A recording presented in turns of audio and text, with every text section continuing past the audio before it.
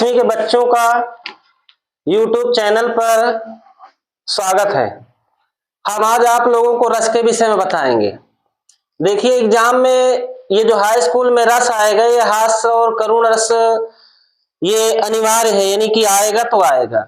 इसलिए आपको मैं एक सिंपल विधियों में रस को बताना चाहता हूं। जैसे हास्य रस। हास्य रस में आपसे पूछा जाएगा परिभाषा, उदाहरण सहित दीजिए।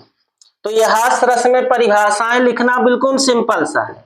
यहाँ पे हम ऐसे जान लेते हैं, किसी व्यक्ति के हृदय में, किसी भी व्यक्ति के हृदय में किसी दूसरे व्यक्ति का बेढंगा रूप को देखकर जो हृदय में आनंद प्राप्त हो, उसे हास्य रस कहते हैं। इसका उदाहरण कुछ इस प्रकार से हम दे सकते हैं। शीश पर गंगा हंसे, भुजनी भुजंगा हंसे, हास ही को दंगा भयो नंगा के विवाह में। जैसे शंकर जी के बारात में, यहाँ पे उदाहरण हम इस तरह से समझ सकते हैं कि शंकर जी के विवाह में जब वो दूल्हा बनकर गए तो नंदी पर सवार होकर गए, तो उनके सर पर जटा में जो गंगा माँ थी वो भी हंसने लगी, और गले में जो सर्प था भुजनी भुजंगा वो भी हंसने लगा, और जितने बाराती थे वो सारे हंसने लगे। तो उससे क्या हो गए, दंगा हो गया। तो ये उदाहरण हम यहां से कह सकते हैं कि हास ही को दंगा भयो नंगा के विवाह में।